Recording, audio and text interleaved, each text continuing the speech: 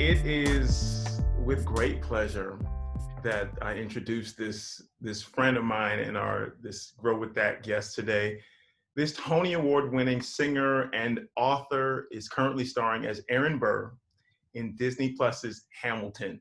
His album Mister is also currently starring as a resident of the top 10 albums on the iTunes charts. We're gonna get into it right now. This is mid-July 2020.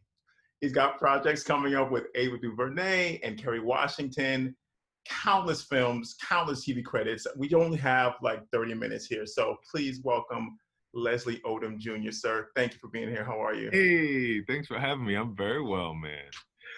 You threw me for a second when you said the currently starring as, because it's so, you know what I mean? Like we filmed 4 years ago, so it's like I'm very far from currently starring as, but you're right. Yes, it's currently on Disney Plus. It's true. But so much of America has seen Hamilton, but not to the degree that we're now being exposed to it. So yeah, I remember you filmed this in 2016, right? Right.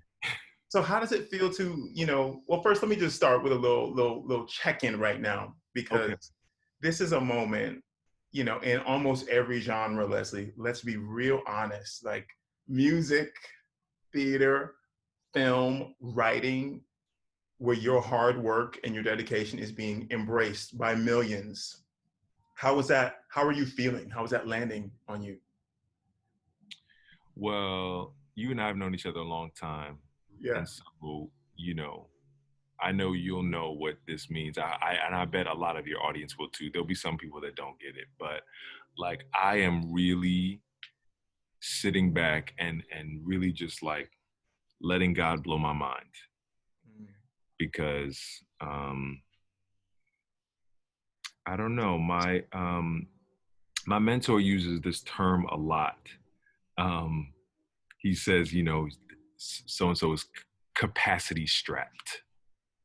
He says capacity strapped, right? And I've never asked him what that meant, because I like to, he says lots of things that make me think. And so I like to sort of ruminate on them. And like, sometimes he'll say something, I'm like, I chew on it. What does that mean? And what does that mean to him? And I think what he's talking about is that there are people, all of us really are susceptible sometimes to be like, we have a cap because of whatever our issues are. We have a cap on the amount of joy we allow ourselves to feel. We have a cap on the amount of good that we let in our lives, right? And so I don't want to be capacity strapped when it comes to this moment right now. We're in a moment in any way, because we're in a moment right now where undeniably there's such pain and such hardship, and there are people out there actively working to sow confusion and derision, right? There's tremendous worry and concern all around all of us. And at the same time, I have the Hamilton release, and I have the album that's doing well. And so it's all of it, right? It's just a little bit of everything. And I am just working to make space for all of it to live alongside each other and make room in my heart and in my life for all of it. It seems, Leslie, that like you said, we've known each other for a while, and I've seen this sort of limitless mindset that you've had as you talk about the capacity to hold all of those things, being super, super duper celebrated, and also understanding that there's a lot that needs to be fixed right now in our industry, in entertainment, and in the country. Where did that mindset, I'm sure it comes from many different places, but where did that originate, and how have you grown it? Yeah. Just very fortunate. I grew up in a town where I grew up in Philadelphia, in the mid 90s, I don't know, where we just took it for granted that we were supposed to be all of these things. All my friends were brilliant. and talented and outspoken and, you know, didn't take no shit. Right. And, you know what I mean? Like all my friends were like that. And so we were, yeah, it's what I came up in. And so I've had to learn how to, you know, I've had to mature and learn how to, um, achieve these goals and you know these lofty ideas of what justice means and what equity means and what fairness means, you know, as a business person. You know, I've had to you know, my experiences in the industry, my experiences in college, and you know all those things have you know have taught, you know, have matured me and grow, you know, prepared me to be able to express those things as a business person and not just you know, a social justice warrior, you know. Sure, um, sure. but yeah, so where it came from, Josh, is you know, I just really think it's how I came up. All my friends, all my friends were like this, for better or worse, you know. Like I just learned from, that's how we came up. You know, I feel that in such a, I really resonate with that. I grew up singing in church. I don't know if you did it too, but there were incredible musicians there. And it was required for us to just be amazing. It wasn't until I got to school where I thought, oh, wow, not everyone is thinking like this. Not everyone is moving like this. And I wonder that, you know, growing up in Philly, then um, going to Carnegie Mellon, did you find that you were moving differently, thinking differently? You know, did everything that your teachers say gel with you? Good Coming from, question. Yeah, good question. I mean, I had also had that experience, the unique experience of having had done that show. You know, I was in high school when I came to New York to do Rent on Broadway. So, and that's where I met Michael McElroy, who I know changed your life, you know, but I met Michael at the Nederlander, and I went to Carnegie Mellon because I wanted to be Michael. I was going to we be Michael McElroy. Like that was just it. Where did you learn that? Where did you learn how to do that? I want to go and learn how to do that. So that's why I went to Carnegie. But I was able to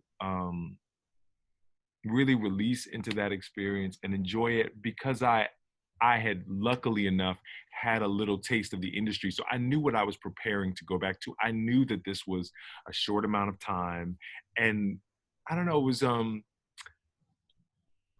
I took it very seriously, but not that seriously, because I knew that, you know, I knew that what we were preparing for was an industry. What we were preparing for was, it was the training ground. You know, right, I just right. knew that. And so any battle that we were fighting or any hard semester was something that was going to pass. And what I was really preparing for was to like go back to New York and, you know, try to be Michael McElroy Odom Jr. Like, you know what I mean? Try to be some little version of that guy. So yeah, I really loved my time at school, and like you know, I was able to laugh at a lot of it, you know, because it And was, yeah. I'm so glad to hear that. I want to talk about Michael McKelway for a second, who is literally both of our. I was like, oh, there's the model of what a Broadway leading man could be. Um, as you talk about training grounds, a lot of folks don't know, and I like to talk about the moments of lead up because you are soaring right now, and I want to get into the album and I want to get into some film stuff. But we did a show called Being Alive, That's where right. Michael McKelroy was the music director. Billy Porter was Well, directing. Michael was the James Sampliner was the musical director, Oh, and you know, if we get let me that say that one wrong, more time. Let bro, me say if that we again. get James Sampliner was the music director. James Michael, Sampliner was the music director. I gotta say one more time. James Sampliner was the music director. But Michael did the arrangements. yes, did some of the arrangements of like Yeah, the choral stuff. Michael did what he yes. does. Yeah, It's so beautifully with yeah, the IV, and Billy Porter was directing.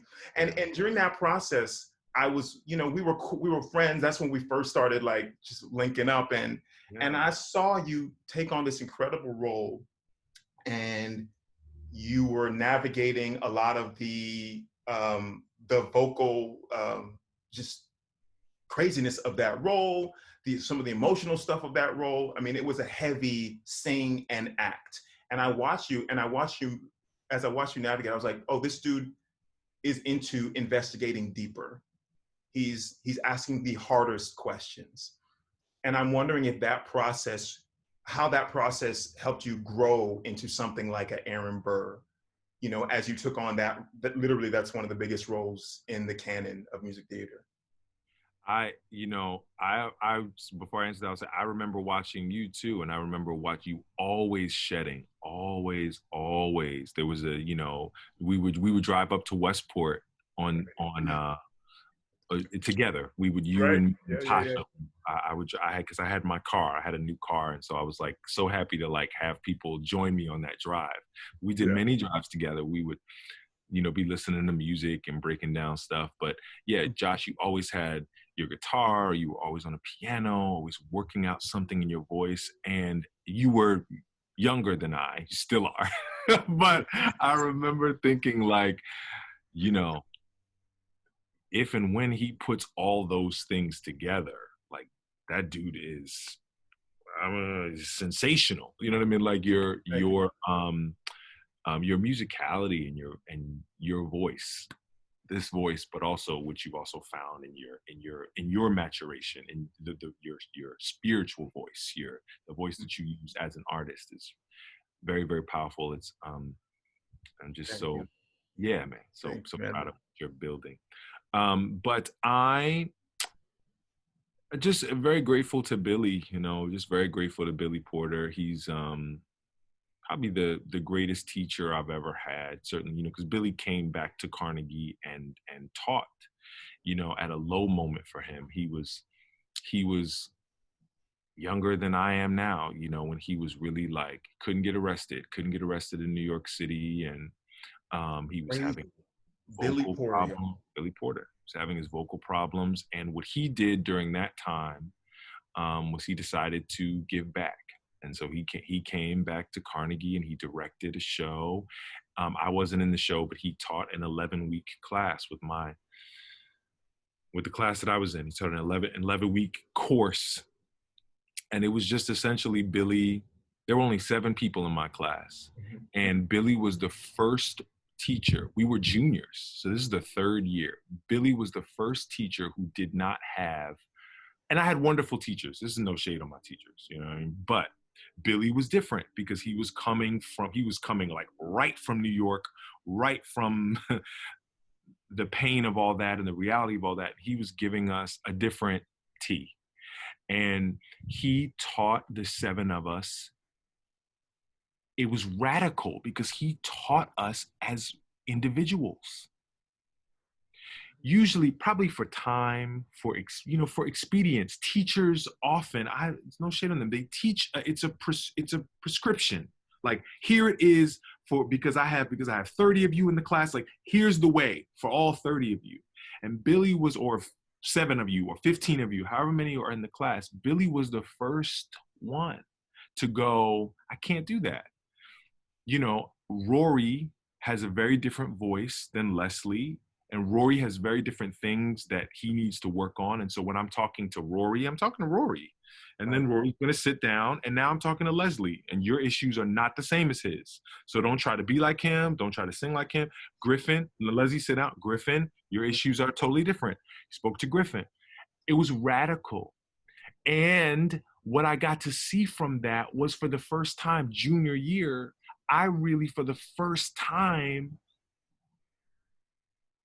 saw the real magic in each one of my classmates. They were 7 superstars. Now, not everybody has stayed in the business. Some people have left, for whatever reason. But,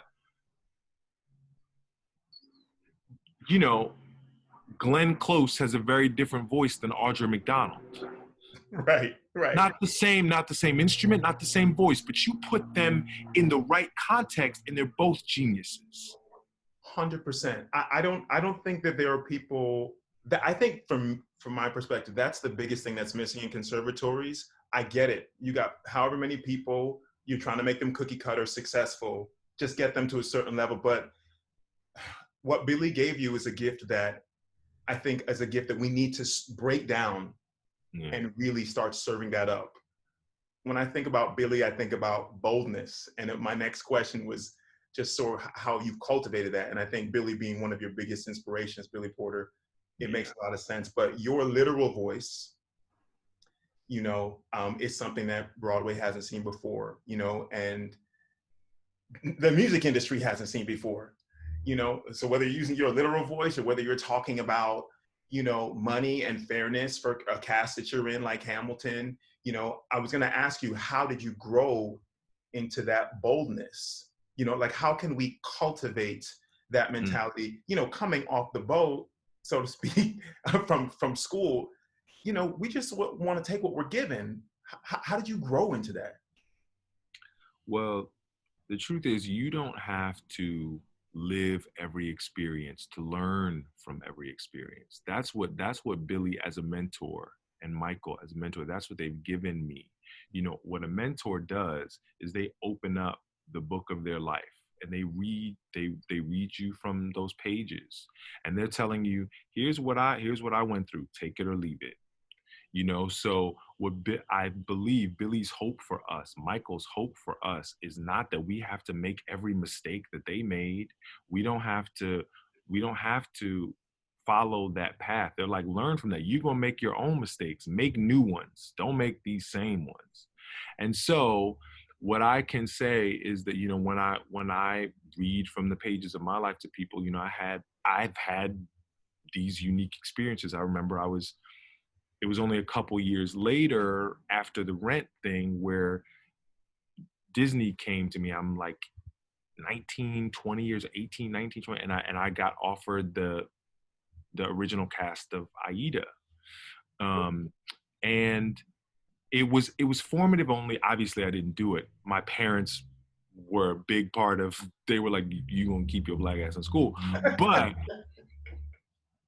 But it was formative because, after a lot of soul searching and not even soul searching, after a lot of argument and hemming and hawing, we made the decision we're not going to do the show. That's how long I've known Bernie Telsey. Bernie Telsey since I'm 17 years old. We're not going to do the show. 16 years old. Not going to do the show. And the next day, after we called and let them know the final answer, the sky didn't cave in.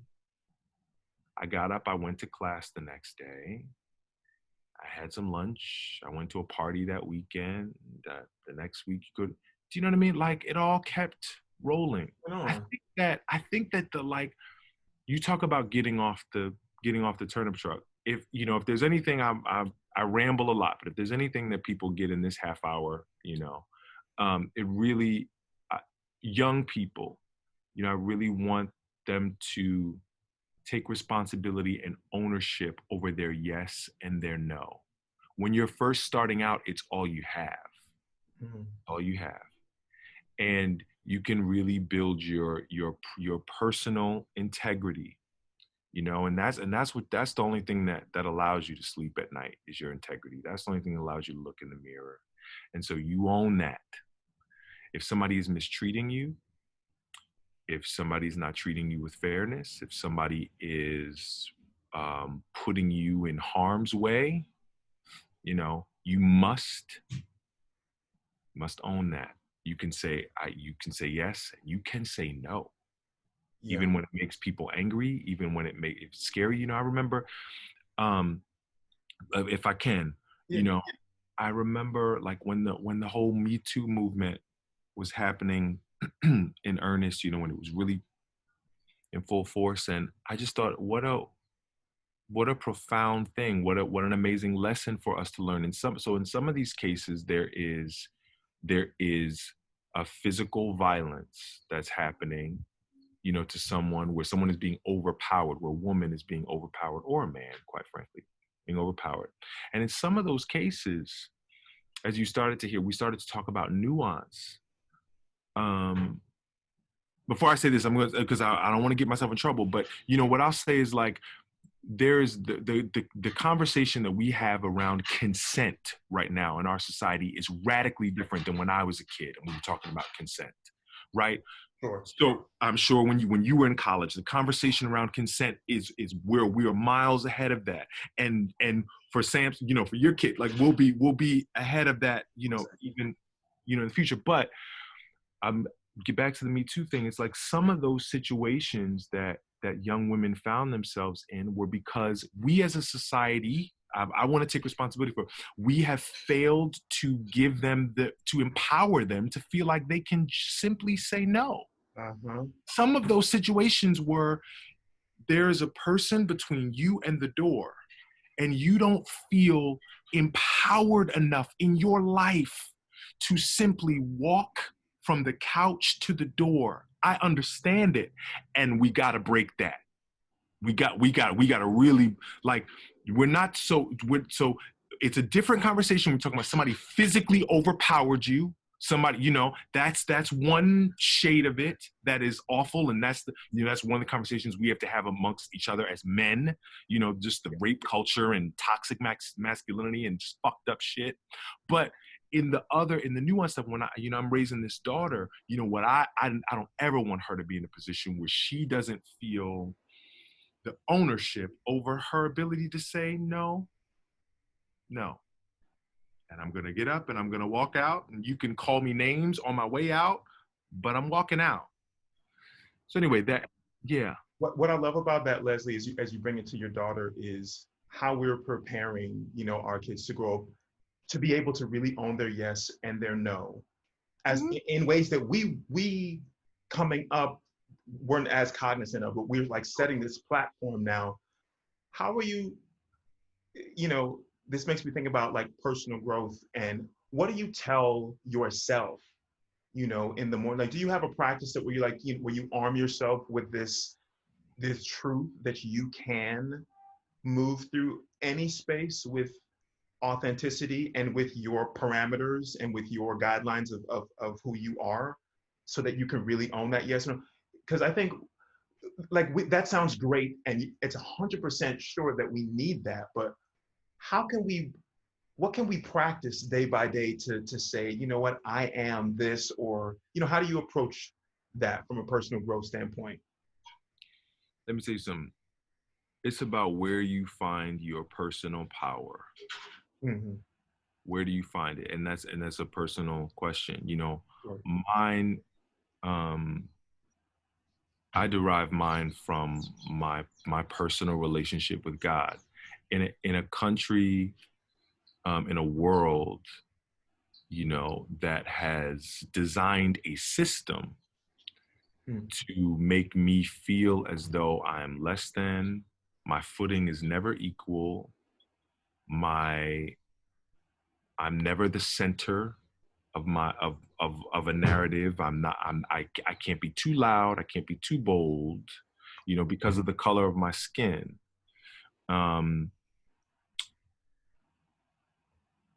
I certainly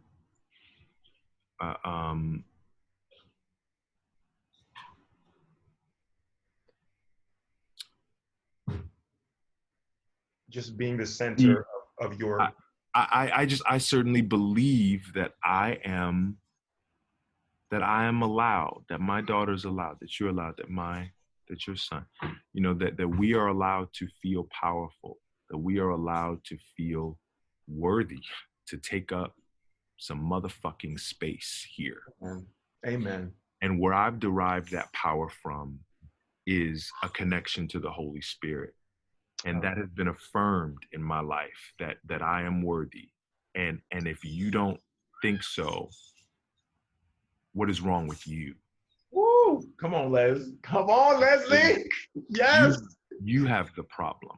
And it has been, and in that relationship, it is not theory. We don't have time to talk about it, but it has been proven in my life. So I have the evidence of it. Right. I'm not out here talking about theory. Right. I have the evidence of my worthiness. And so and so you have to walk that out. It is not easy, but it is the journey of your life. These young people, it is the journey of your life. Owning your yes and owning your no. It ain't gonna always be easy. It's not gonna always feel good. There's gonna be people that try to, there was this saying I remember, a few years ago. I needed it. I needed this saying: when a toxic person can no longer control you, they will try to control how others see you. The misinformation will feel unfair, but stay above it, trusting that other people will eventually see the truth just like you did. So it's a long game. Right. You honor your personal integrity. You honor that thing in the moment. You own your yes and your no, and you trust, and you do it in humility. You do it in service of your worthiness and the highest possible, the thinking the best of yourself and the people around you. You act in accordance with that, and then you trust that everything else is going to get worked out in the wash. Especially if you're not on some ego shit. You're Right. not on some, it has to, you always have to check in spiritually. And that's why, a circle is important. The people that you keep around you is important. Those car rides that me and you had, they blessed me. That was, we would get our spirits right all the way up to Westport. Before we then went to do our art. Hey. And that's what sort of made it flourish for me. Right. What I love about this is, Leslie, we talk about understanding who you are before we understand what our relationship to our art is. When you really tap into what sustains you, who and whose you are, as you mentioned, before anything else, then you can move forward with certainty. So that is everything. We gotta Kiki for 1 second and talk about this album. Mr. Top 10 is July 21st right now.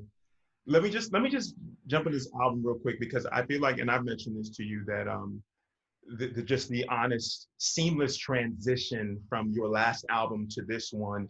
You took us all along with you in this journey where you talked about the pressures you were feeling. You talked about being Black in America. Two tracks that are my favorite, are two of my favorites, are Under Pressure and Remember Black. And, as a Black artist from Philly, do you feel any pressure to speak out on the issues that face the Black community in this country? Is that something that's weighing on you, or does it come freely? It comes freely, though. Those were that was the kind of art that spoke to me most as a child, coming up. I mean, my lens was shaped by that city and by the artists that I was watching. And so, I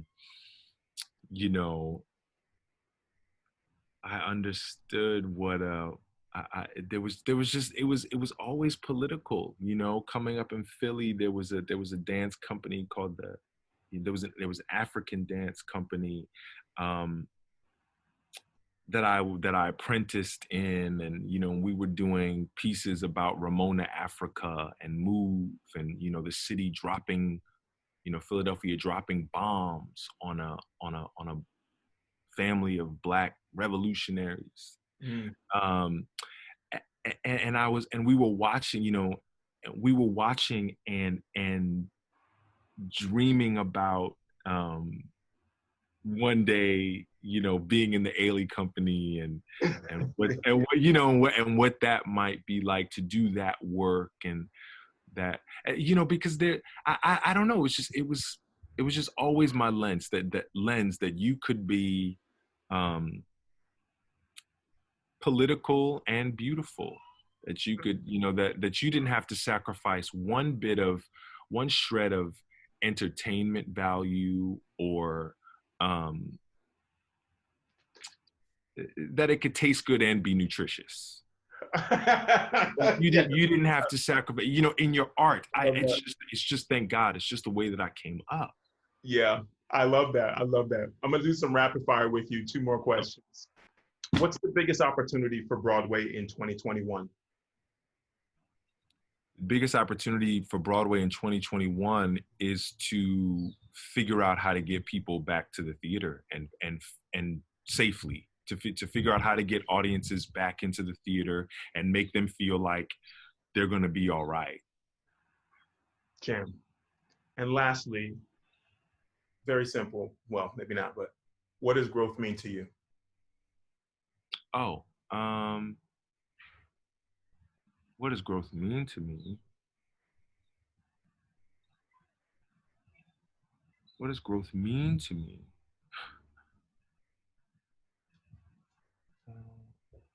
I'm sorry. I think it means purpose. It's the reason we're here. It's the reason we're here, and I really hope. I think a work was begun in me a long time ago, and teachers have nurtured it, and dear friends and mentors have nurtured it. And so it's my responsibility to see that work is done. A work was begun in you in the same way, in the same loving way. So it means purpose. It's the reason we're here. Purpose. I love that. Leslie, thank you so much for this, your generosity. And I have to say before we get out of here that one of my favorite lines from Hamilton is the world was wide enough for both Hamilton and me. Okay. The last one that Aaron Burr says, and you've demonstrated that to me as a friend, whether it be me calling you about having kids or because you had your kid first, or just concerts, or just inspiration that I needed. You've given that to me before outside of the cameras and recorded things. And so your generosity of spirit, your boldness, artistically, and using your voice and your spiritual awareness is something that is just, when people ask, oh, how would this moment be crazy for you? I get it. I understand because I have experienced, and in this talk and in other talks, I'm so grateful that you are where you are. And so I love you, brother, and thank you. I love you, bro. Thank you, Josh.